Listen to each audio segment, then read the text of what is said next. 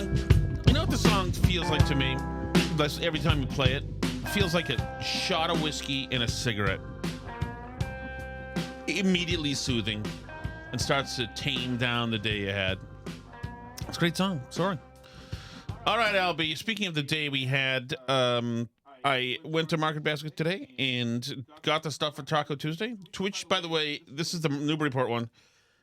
As I'm walking in there, I look at the customer service area, and there's these shoddy bit of hand-cut leaflets there, and I'm like, I wonder if those are applications. It's really shoddy, and they were. And I went and I grabbed an application. There were two that were stuck together because it was cut, I think, with a butter knife. All the stack. Has Market Basket literally ever hired a graphic designer? No. Like, not for consulting, like, Nope. Not as a one-off, just Nope. They've never, ever done it. That is not the creativity that's at Market Basket. The creativity is like some of the guys who do the PA are like full of charisma. I do feel like and for you ladies, there's avocados that are 3 for $5 for the next four days. We got those for you. I know you like those. You want to ripen them up, put them in a paper bag for a little bit. And don't miss our section with our coffee section where our in-house coffee brand is for. Like, some of these guys will work the mic, and those are great, really good. Yeah, that's the worst looking job application I have ever seen. People are saying there's an echo on you. Oh, is there? That's very possible. Hold on. But I don't hear it in my headphones. I don't hear it either. I don't know. You guys still hear it? Do you still hear an actual echo? I don't have any effects on me, I don't think. Hello? Echo? Is there an echo? I don't know. Ducking? Hello? No, not that. Hello? I don't think. Is there an echo on me? Is it you guys still getting an echo? Because I don't feel an echo. I don't feel an echo either. Okay, I'm gonna keep going because we don't hear an People echo. are saying it's gone. Oh, there we go. I don't know. So that was Alice Mysterious. error. That's what that was. Okay. so yeah, we got Sally my daughter an application, and my only worry is this, and I don't have. I'm glad. I would be so thrilled and proud if she worked there, and I think she'll be good at it. But the only problem, and I don't know. You tell me what the right approach is. Okay. So I got the stuff for taco night there. All good. Mm-hmm. Shells, Ortega sauce, the seasoning, sour cream, cheese, all the stuff. Okay. And then, so I noticed that one of the people who's about Sally's age, the one in Newburyport, has sub-Saharan Africans working there and 16-year-old white kids. That's all. If they're even 16. There's one at the first table on Market Basket that looks like he's about 8 years old. He would have looked twice as old as the kids I saw today. These kids were very young looking. Is there such a thing as like illegal work permits for underage I don't know, but Market Basket baggers? If you want I don't know. The one in Newburyport has all sorts of languages happening, and then the person who was going to help me, and they're all very nice. The person who was going to help me, who I think was from somewhere in the continent of Africa, because a lot of them, I think there's even a story in one of the Newburyport places.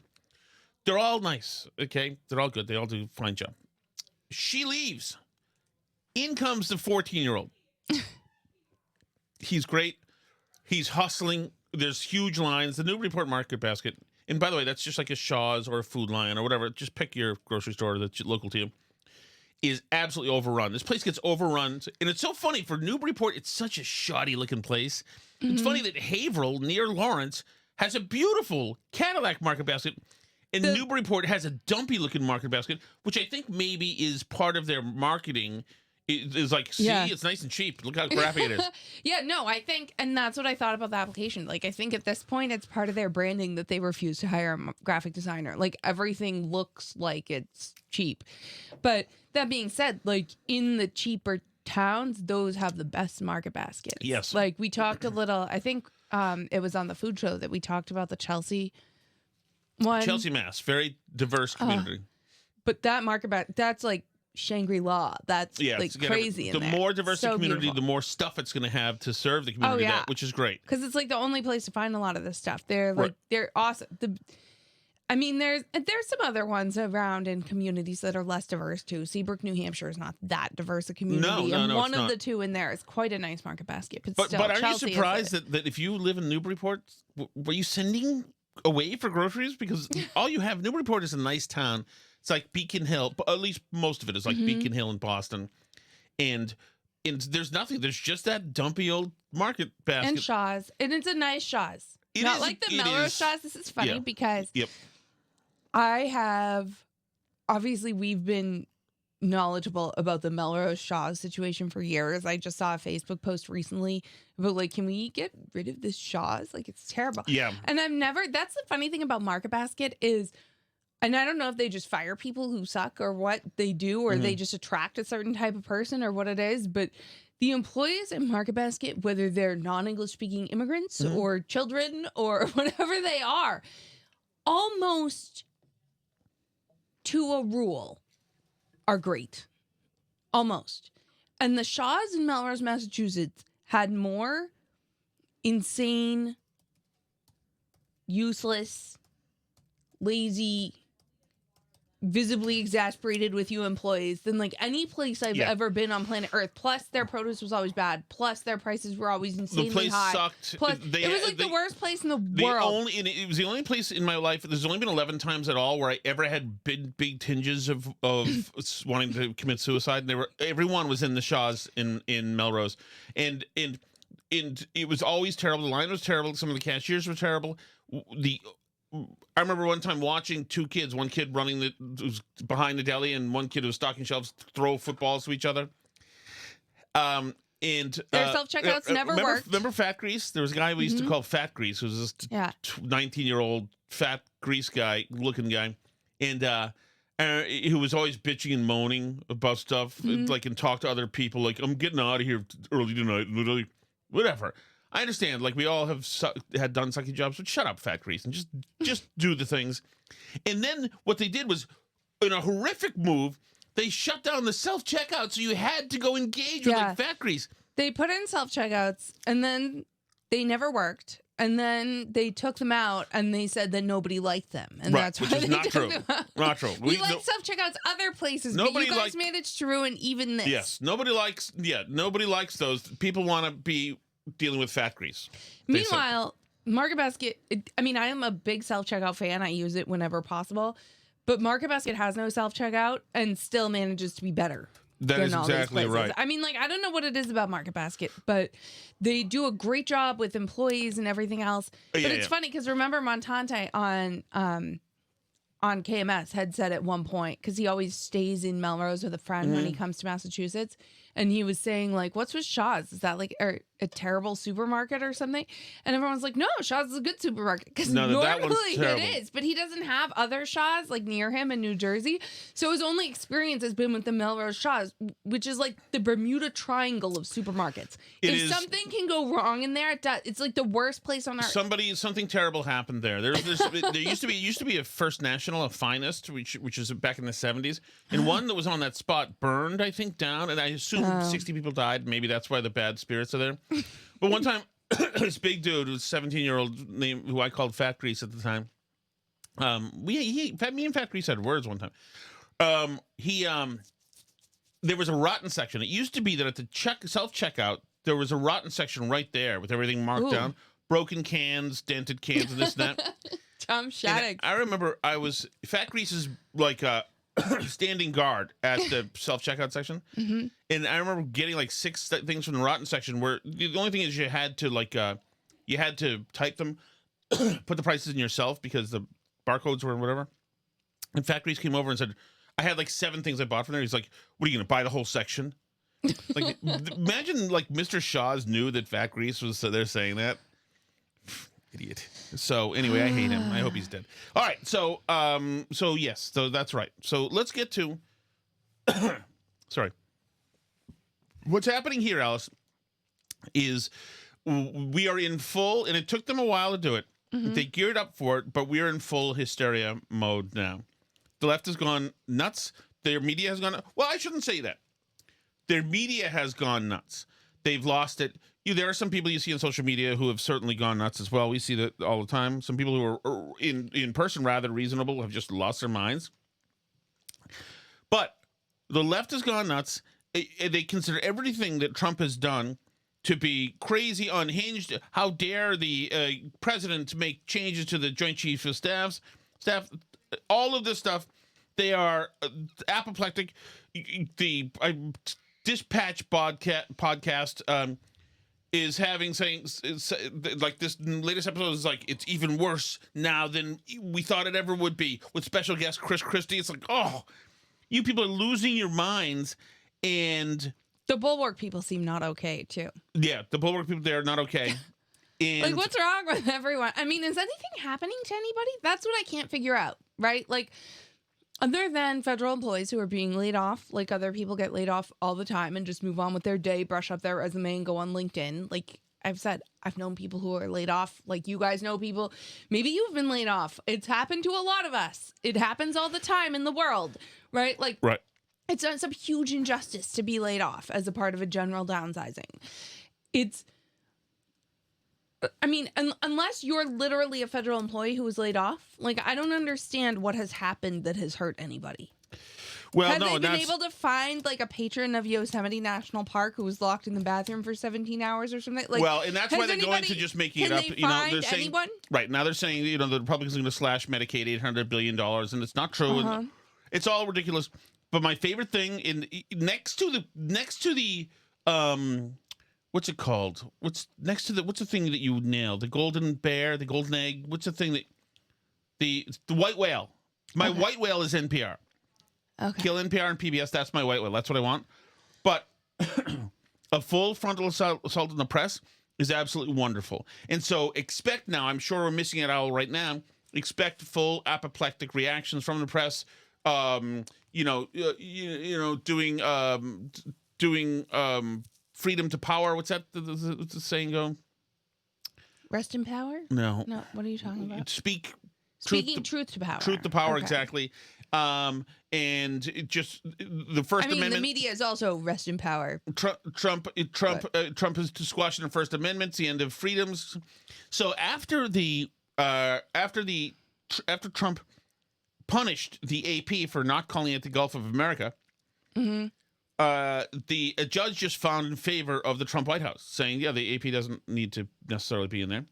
That gave the Trump White House some leeway to say, okay, let's reset the rules. And they've done something somewhere here which is fantastic. If you don't know about the White House Correspondents Association, it's the most elite, mostly Ivy League, conceited, aloof, pseudo-intellectually self-important people in the world. They have hashtag nerd prom every year. Oh yeah, they love talking about. They love listening to themselves. Jake Tapper, Jim Acosta. A prime example of one of these people is Olivia Nuzzi. Prime example. She's fairly attractive, a mid-sized to smaller-sized brain, very self-important, and this is. She gets good scoops sometimes, though. I wonder how. She's still engaged, by the way. I don't know. She was. So this is Caroline Leavitt, who waited for a question about the AP and dropped the hammer. And finally, as you all saw yesterday, a federal judge denied the Associated Press's emergency motion for a temporary restraining order against myself, our Deputy Chief of Staff, Taylor Budowich, and our Chief of Staff, Susie Wiles, for our decision to remove the Associated Press from the White House press pool for certain and special events.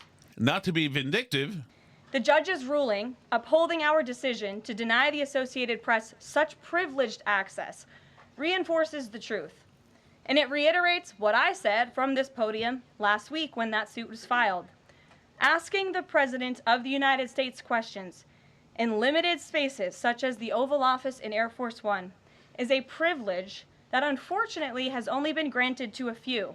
It is not a legal right for all. The Trump administration has already proven to be the most transparent ever, and this president, the most accessible in history. That's true. They did another, and we'll play a bunch of the cuts from it, another Oval Office free-for-all today. Yeah, Trish this is evidenced by in the chat if they're still in the main press room or if it's just the special events. This here is the press briefing No, room. but is AP allowed in the main press room? Are they just kicked out of special events? They're kicked out of this room and Air Force One. Okay. And I assume the Oval Office as well. By President Trump's daily press conferences in the Oval Office, where he takes many questions from the journalists who have the honor and privilege of standing before the beautiful Resolute desk.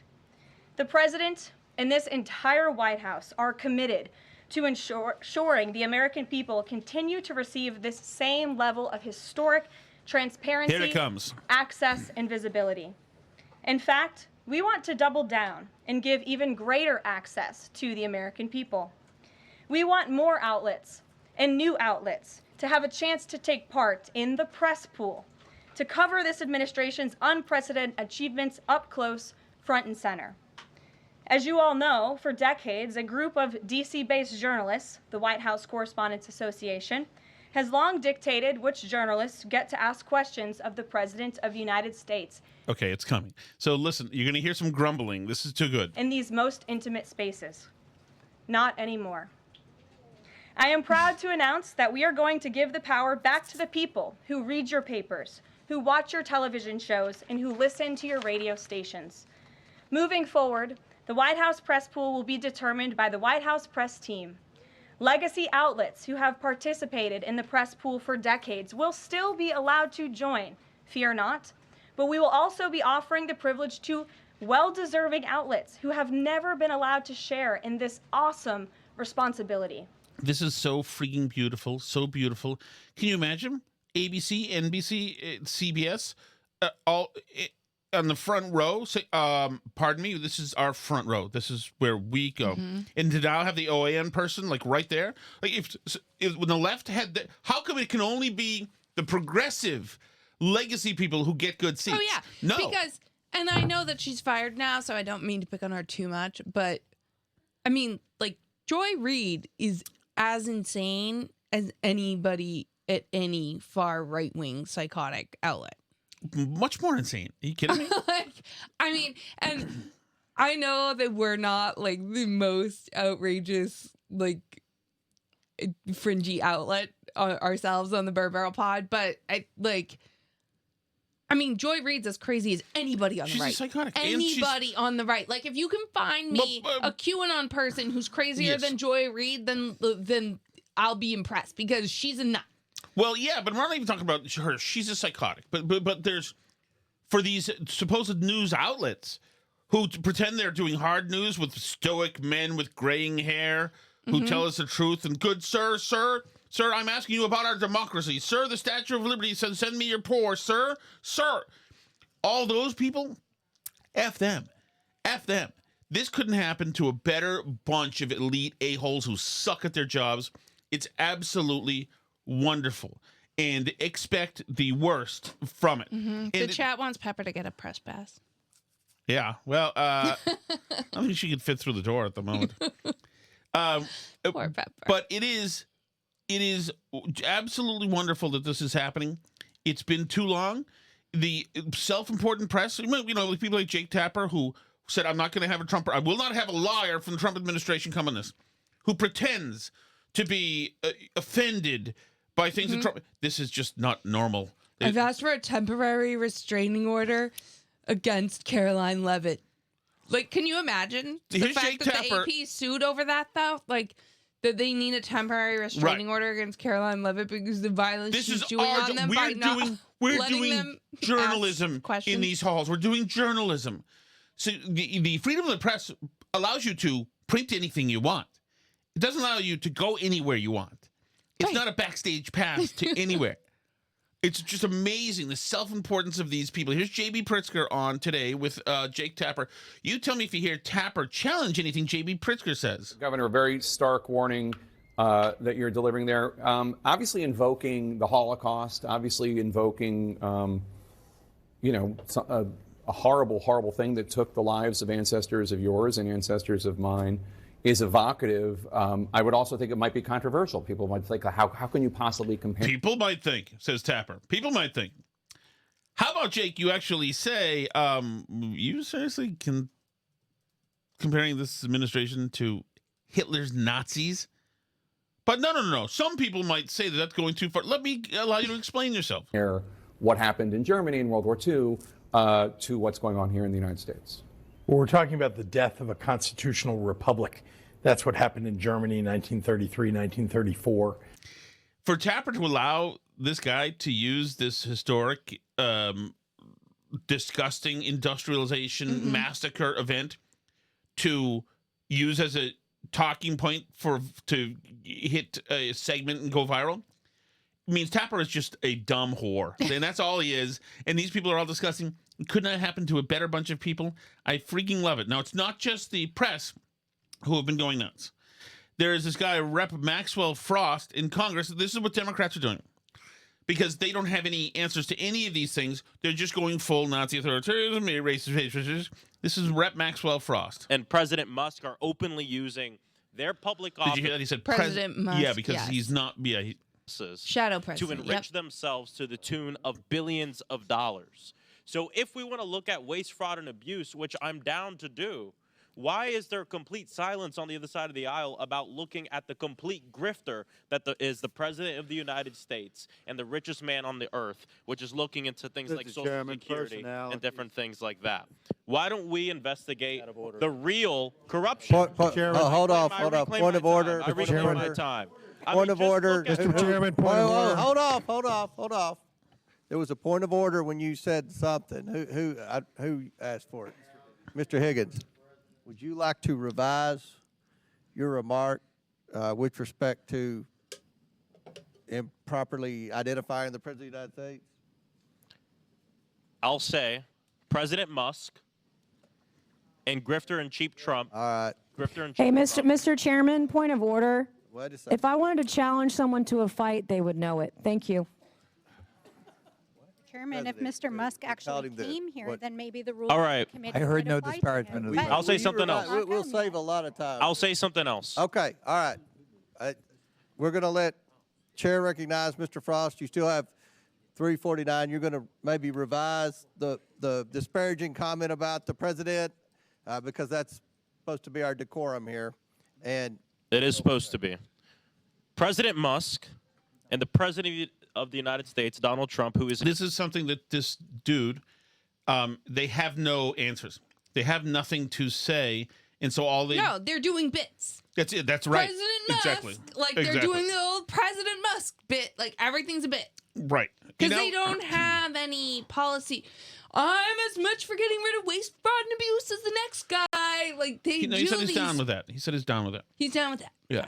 Gotcha. But the thing is, though, if they wanted to, he could talk about you and I have voiced concerns about how the process is going and about questions about the administration so far. They could. They're not interested in that. They don't have anything to say. Unfortunately, when it comes to policies, they're on the side of 16% of Americans.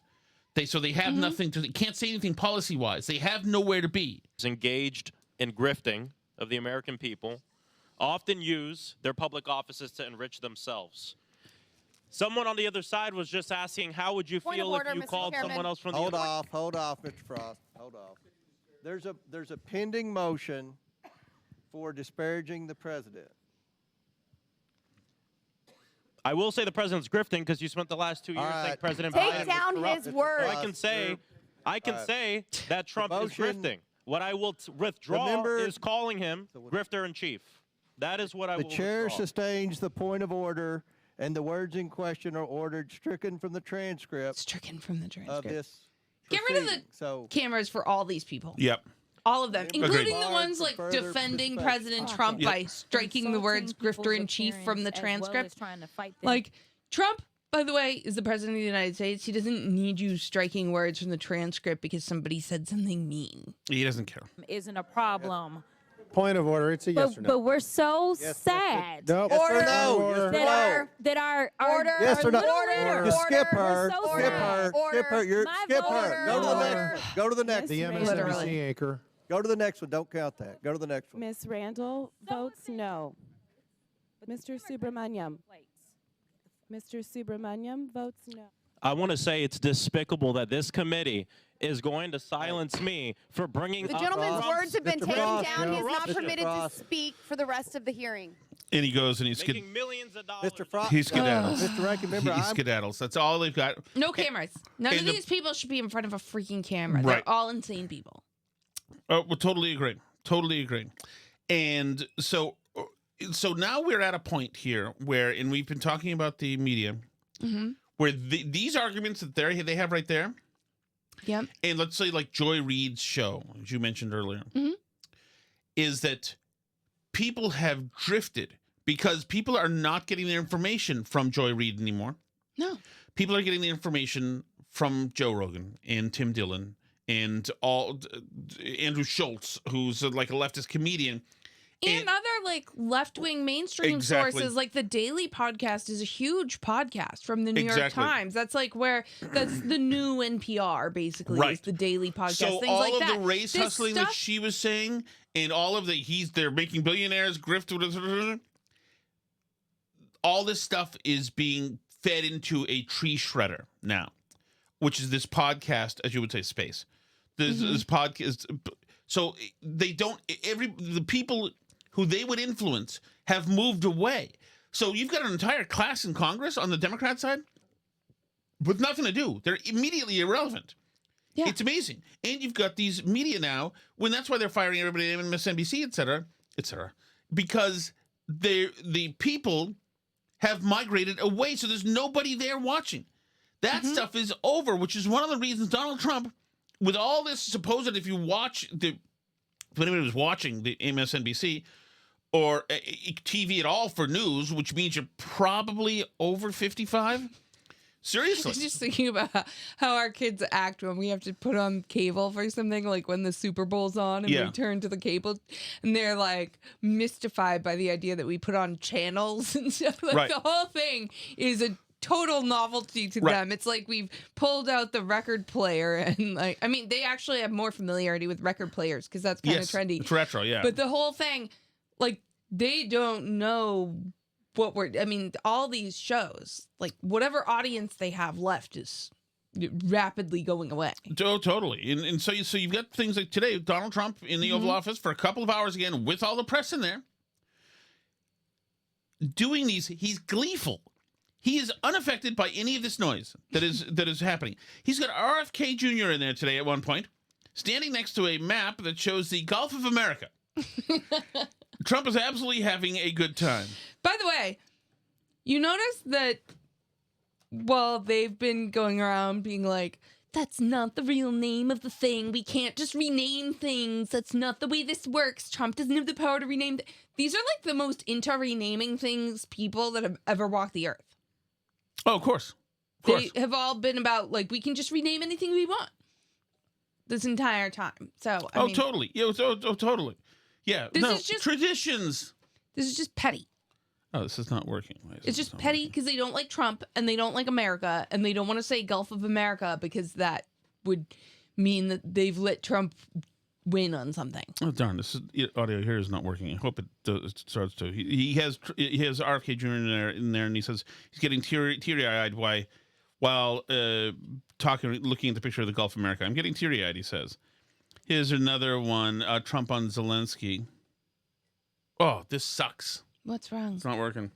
Oh, wait. Yeah, it's all I working. hear that. It's all hear human that error. coming on Friday. That's all human error. I didn't have it on. Oh, jerk. Okay, so here's Trump. Here's the RFK Jr. cut. I'm just admiring it as I look at it. Gulf of America. I'm getting teary-eyed, but I don't want you to say Trump broke down and started crying. No, how beautiful is that? Look at the shoreline. Look at that. Well, That's America. Can I shift our attention to Canada real quick? Yes, please. The shoreline has not changed, but he's now. But it's now the Gulf of America shoreline. Exactly. He is having a ball. Coming on Friday to meet with you, Zelensky's coming on Friday. Yeah, I hear that. I hear that he's coming on Friday. Certainly, it's okay with me if he'd like to, and he would like to sign it together with me, and I understand that's a big deal, very big deal. And I think the American people, even if you look at polling, they're very happy because, Biden was throwing money around like it's cotton candy, and it's a very big deal. Look, it could be $1 trillion deal, it could be whatever, but.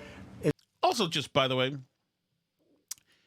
Biden throwing money around like it's cotton candy is a bizarre metaphor. I don't think cotton candy has ever been used in such a way. People don't throw cotton candy, really. No, never. Never. It's rare earths and other things. And look, we're spending hundreds of billions of dollars on Ukraine and Russia fighting a war that should have never, ever happened. That's a war that would have never happened if I were president. And it didn't happen for 4 years. People say, how do we know that? It didn't happen for 4 years. Would have never happened. And nevertheless, this guy went into this situation and he spent money like nobody's ever seen. $350 billion. The other thing that we don't like is that Europe has spent $100 billion. We've spent...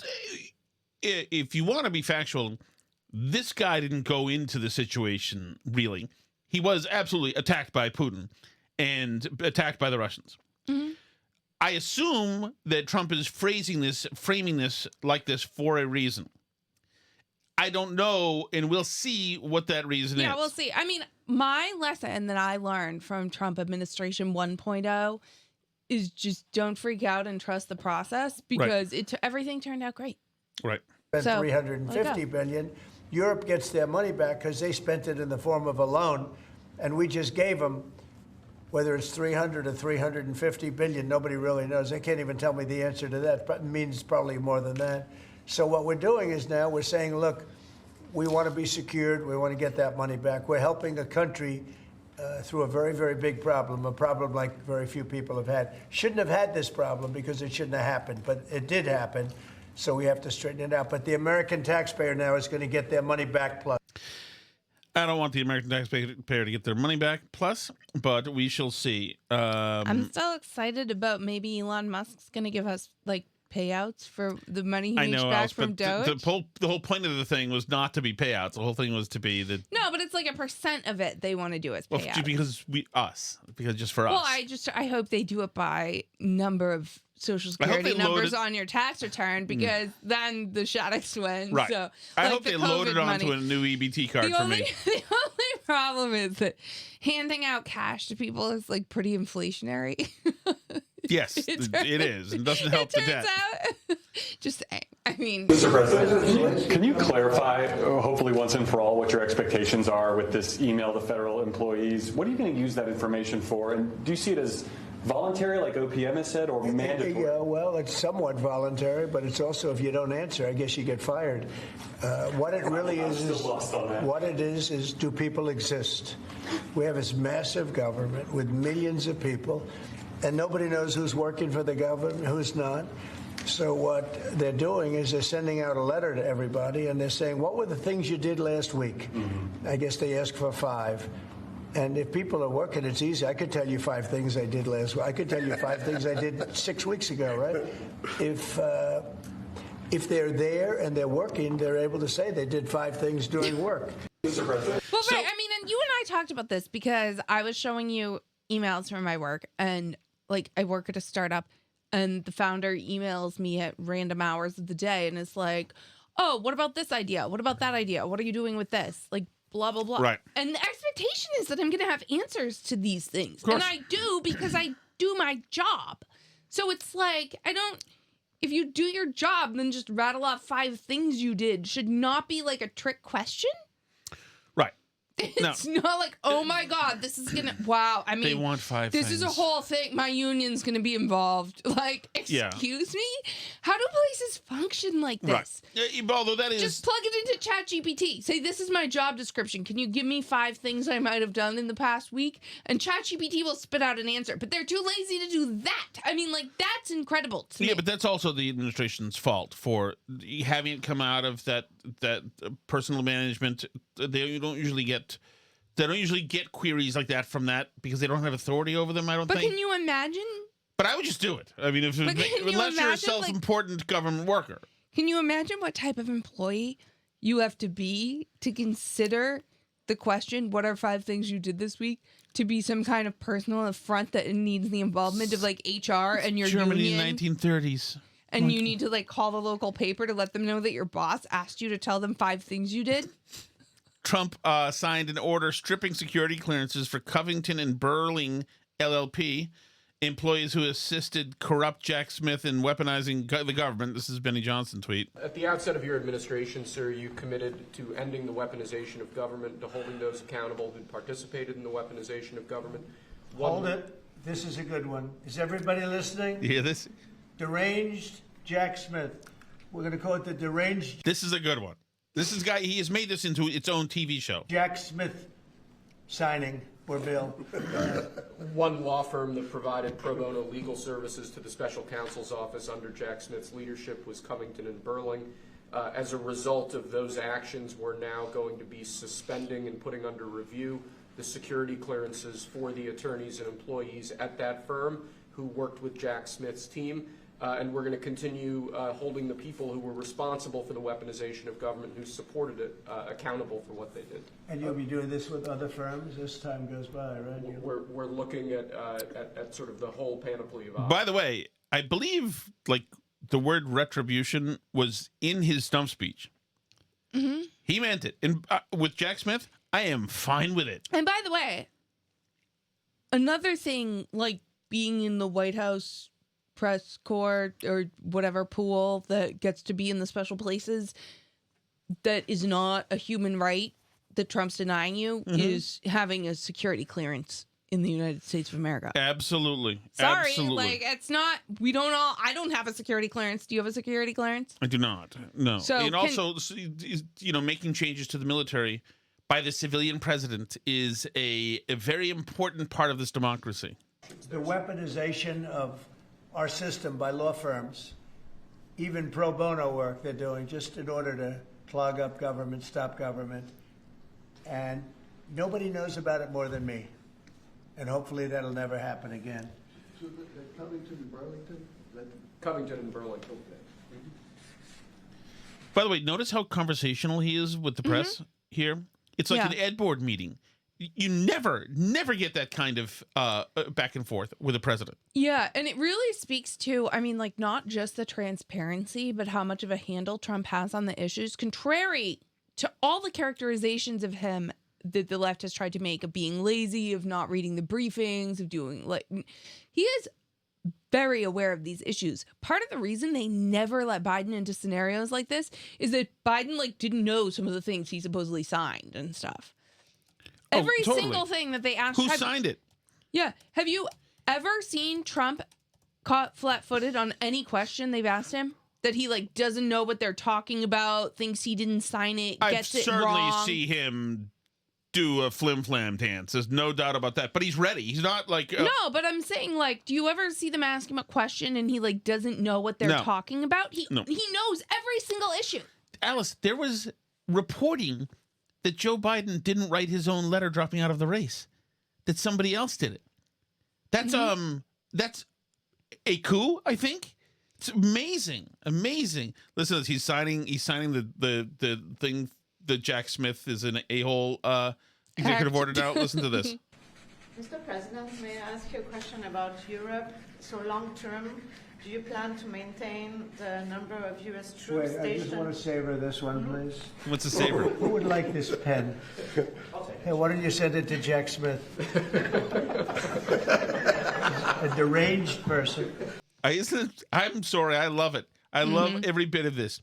Call it whatever you want, vindictive, whatever. Obviously, there's concern. The AP, they're worried about the AP, truth to power. We're going to be now calling those shots. As you know, we won that lawsuit right there. See, the Gulf of America, which is a beautiful name. Most people agree. I don't know. It's, AP has been terrible. I think they're radical left. I think they are terrible. They are radical left. How long till they cave on the Gulf of America thing? It's going to hurt. I hope they never do. It's funny because, like many things Trump says, that people laugh when he first says them, and then it starts to, like, it's already starting to kind of mentally feel like the Gulf of America because we've just all said it so many times. Actually, now. Maybe the fact that when he was mentioning the coastline, maybe what he was looking at was the coastline that was the Mexican coastline. Because is that ours now? I guess maybe. They're third-rate reporters. I know the specific young lady that works on the account is terrible. She's a a radical left lunatic as far as I'm concerned. They don't treat us fairly. That's number one. And number two, they had no right to do that. This is the Gulf of America. What you have now is a president who is not, who's fighting as dirty and vicious as the Democrats and their media, but he's better at it than they are. And honestly, this is like what we all dreamed of when Romney stood there and didn't have an answer for Candy Crowley fact-checking him in the middle of the debate. Only, like, he didn't fully do it the first term because he didn't, like, know where all the levers were yet. And, like, now we're seeing him come to the fullness of what everyone wanted. And he didn't have true believers around him. He had DC people. Yeah. Understandable, but that wasn't good. Who were like, no, you can't just, no. Right. No. The Philadelphia Eagles won the Super Bowl. Are they being extended an invitation? They will be. We haven't yet, but we will be. I thought it was a great performance by them. And absolutely, they'll be extended that invitation. Would you do that right away, by the way? Sir. We'll do it right away. We're going to do it sometime today. And they deserve to be down here, and we hope to see them. What do you want to say? Then somebody comes in with hats. Give me all of them. Look. Yeah. See that? It says Trump was right about everything, the hats. Trump was right about everything. It just came in. Somebody said, I said, this was sent in by a fan. I said, I think we should make some of them, right? But we were, pretty much. You want one? I'll pass. Are you allowed to take one? Because he'll consider it. I know him well. He's sort of a stiff. I said you're right. Brian, you're not a stiff. You're sort of a stiff guy. He'll take other things, but not a free hat. Always say yes to the president. Always say yes to the president. Would anybody like one? I'm sorry. It's fantastic. Let's see. Okay. Mr. President, what do you say to people who worry that targeting an individual firm or individuals who aren't Jack Smith for his actions? I've been targeted for 4 years, longer than that. So you don't tell me about targeting. I was the target of corrupt politicians for 4 years, and then 4 years after that. So don't talk to me about targeting. No problem with that. He's absolutely right. Yeah. And they didn't just try to take his security clearance. They literally tried to put him in jail for like the rest of his life. Yep. Absolutely wild behavior by the left for really the past like 9 years about Trump since 2015. I mean, like it's been 10 years. Yes. They've been out of control for way too long over this stuff. Okay, so do you want to hit the... We should probably go to the chat. Okay, go to the chat. All right. Where is it? Oh, there's too many there. All right, here we go. Tom. Yes. It's COBOL. Cobol. COBOL. It's not cobalt? I guess not. Not cobalt. What is cobalt? COBOL. Cobalt's an element. Oh. That was the language. Cobol. Yeah. Like Fortran. Fortran. And it's Fortran. Is that like 4chan? No. What is it then? It's a language. You don't know. I think that's what he said. It's the Pinkerton. Do you know what the Pinkertons are? I think he's saying it's a programming language, isn't that? Pinkertons. I don't know. Dreamweaver's been dead for decades. Boy, you are so far behind in technology. It is not funny. Yeah, it's a programming language. Well, you hold on, That's Dr. what I'm Cheswick. saying. You are talking to a certificate holder of the Boston University Web Design and Development Certificate from 2002. Yeah. Part of the BU Adult Education. I even a quarter of a century ago. I actually got to use a BU.edu email. That's right. And I use Dreamweaver and I use Macromedia Flash. And I believe Macromedia is doing better than ever. How dare you? I just want to get clarification. Yes. So is LLM, large language model, is that the third temple period? Oh. Or was the second temple period the precursor to LLM? Oh, I'm so confused right now. Anyway, it is nice to see, Tom's got his pasta porn, and now we know that Alice has her coding porn. So, Tom, I think you need to flood that Instagram for her. Code away, bro. Here we go. And that's code for sex. What? Whoa. Alice? LLM? Large language model. Yeah, these AI models. Ooh, how having your voice right then? No, it's not. It's the third temple period hasn't happened yet because there's no third temple. Yeah, duh. The first temple is the Temple of Solomon. Mm-hmm. The second temple Rusty? is the rebuilt temple from the Maccabean period, and then there's From the what period? Maccabean period. Okay. And then, like nowadays, they're talking about building a third temple, but there isn't one yet. Shouldn't you be wearing a turtleneck in a faculty lounge with a bunch of a-hole Harvard teachers? Is someone inviting me to do that? Okay, so that makes sense. That makes sense. That's right. What? You have the wrong life. If you haven't noticed. I've been issued the wrong life. Yeah, no kidding. You were not supposed to be here. This is like Overboard. I'm trying the to movie. make the best of this situation, but I don't really know why I'm here. Thank you so much for listening, though, everybody. I appreciate all of you. And if you want to join us for like the chat, if you hear me mentioning the chat, that's at Patreon. At Patreon, you can sign up to get the show ad-free. You can get some extra content each month. You can join the live chats. You can, Inspiration in the chat right now is saying, where are my suede elbow patches? No kidding. But if you like listening for free, burnbarrelpodcast.com anytime. Love you guys. Have a great night.